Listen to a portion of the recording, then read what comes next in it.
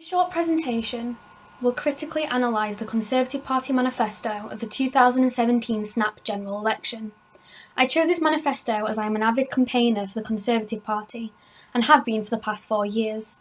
During the run-up to the general election, I campaigned in areas around Huddersfield, stood behind the PM in Leeds, and also got invited to sit in the audience of a Newsnight special, The Generation Gap.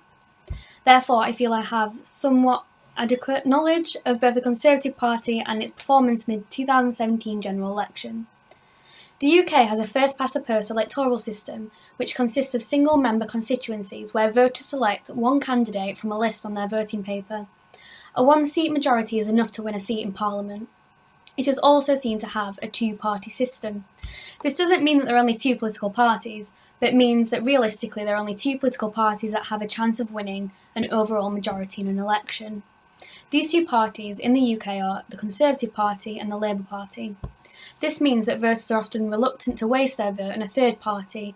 An example would be the Green Party, and allow two-party dominance to continue. However, in the three most recent elections, from 2010 to 2017, there has or had been a huge rise in support for parties such as the SNP in Scotland, UKIP in England and the DUP in Northern Ireland in comparison to previous electoral results. And in the 2010 and 2017 elections resulted in hung parliaments where the Conservative Party has had to obtain a coalition with smaller parties. The first thing to analyse when looking at the Conservative Party manifesto would be the design of the manifesto itself. The consistent theme blue and white symbolises the party's traditional colour, which is important in identifying political parties and often recognising common and in some cases shared ideologies worldwide. Although it is not my belief that conservatism is an ideology. Next is the bold text and professional-looking font, which makes the manifesto come across as smart and easy to read, with titles such as Forward Together and We Will Govern in the Interests of Ordinary Working Families. This straight away grabs the attention of readers and is an effective way in putting across sound bites so that even if the reader doesn't fully review the manifesto, he, she or they take away points that the party want to get across. The Conservative Party also use repetition within the manifesto of Strong and Theresa May. This is an attempt from the Conservative Party to try and correlate Theresa May with being a strong leader and reaffirm that the Conservative Party is the most stable choice of government to tackle areas such as the economy and to take the UK through Brexit, which was and remains to be an important issue facing the future of the United Kingdom. In comparison, Jeremy Corbyn's manifesto was simple, bold and easy to read throughout, not just the titles. Corbyn's manifesto is, in my opinion, designed better than May's, however the content not so much. Social class used to be one of the biggest cleavages when looking at voting behaviour in the United Kingdom. Traditionally, the Conservatives have seen a massive amount of support from the middle class, whereas the Labour Party have received a massive amount of support from the working class. Typically, a lot of voters voted on their class, rather than economic or social policies presented from either party. When looking at a political piece written for the Financial Times by John Murdoch, Billy Shannon and Alexandra Winniewska in the 1974 general election, middle classes were 40 percentage points more likely, more pro-conservative than the electorate as a whole, and the lower working classes were 32 points more pro-Labour, a total partisan gulf between the classes of 72 points. The gap between class in the 2017 election decreased, with the Conservatives having a 3% lead with the middle class and the Labour Party a 15% lead with the working class. When looking at the Conservative manifesto, you can see this from Theresa May's One Nation approach. One Nation conservatism is the belief of privilege entailing responsibility, noblesse oblige, first introduced by Benjamin Disraeli.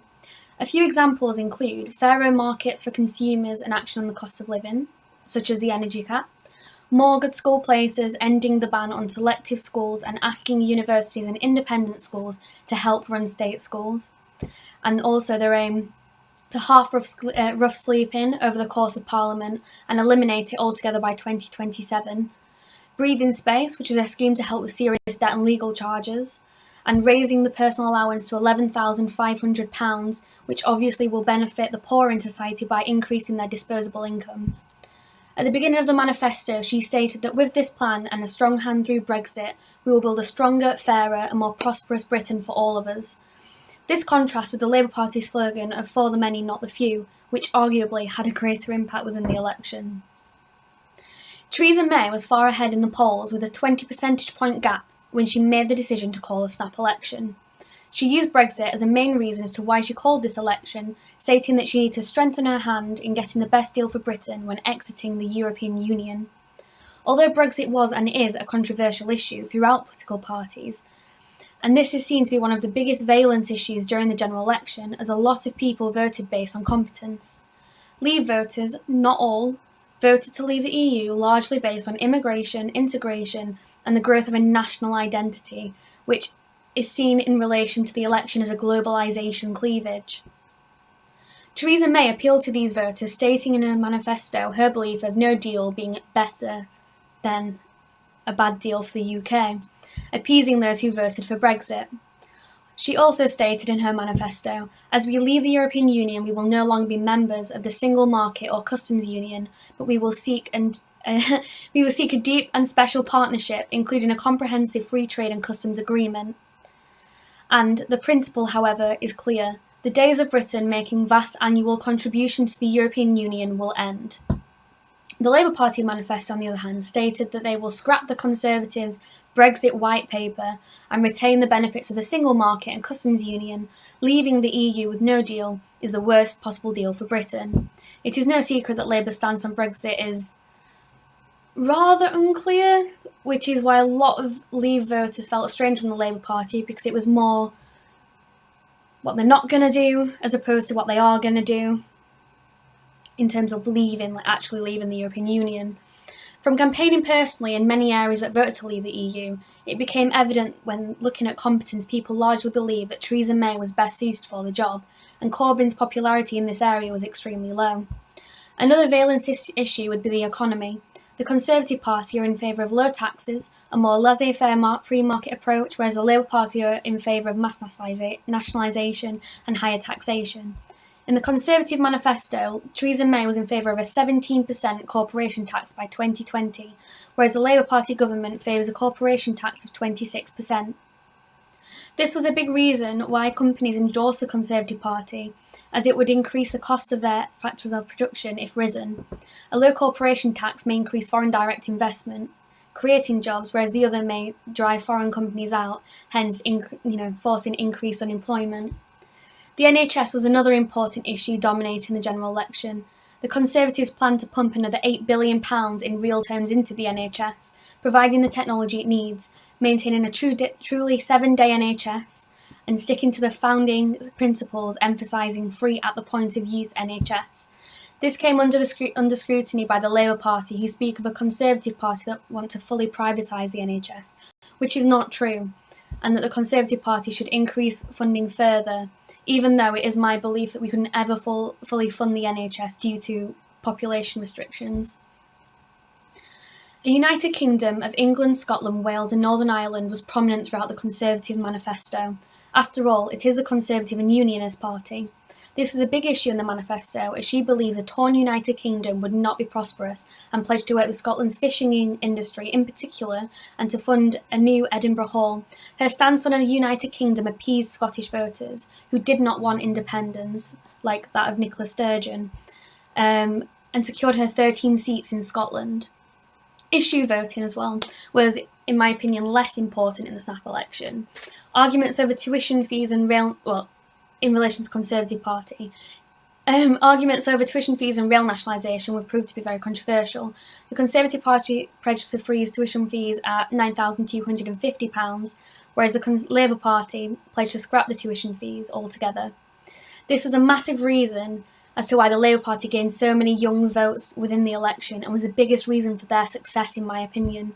YouGov shows that over 60% of 19 to 29-year-olds voted for the Labour Party, with 66% being 18 to 19. On the run-up to the general election, Theresa May's reputation and popularity suffered a massive blow with how disastrous her campaign actually was.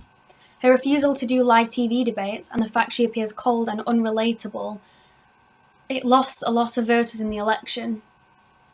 Additionally, the spats carried out between both parties over social media, something else the party didn't think to work on and lost votes on, and on interviews, took away from the severity of the general election result.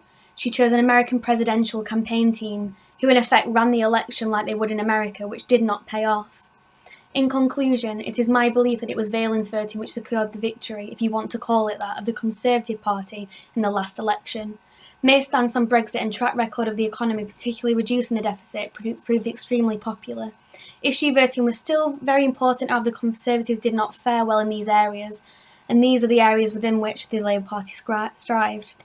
Sociological factors such as age cleavages benefited both parties, with older people voting Conservative and younger voting Labour. But it will be more interesting to see how the Conservative Party and the DUP fare on the run-up to the next general election. However, it is my belief that if they do not get a good Brexit deal and appeal more to the younger electorate, they will be the party of the next opposition in 2020. Unless another one's called.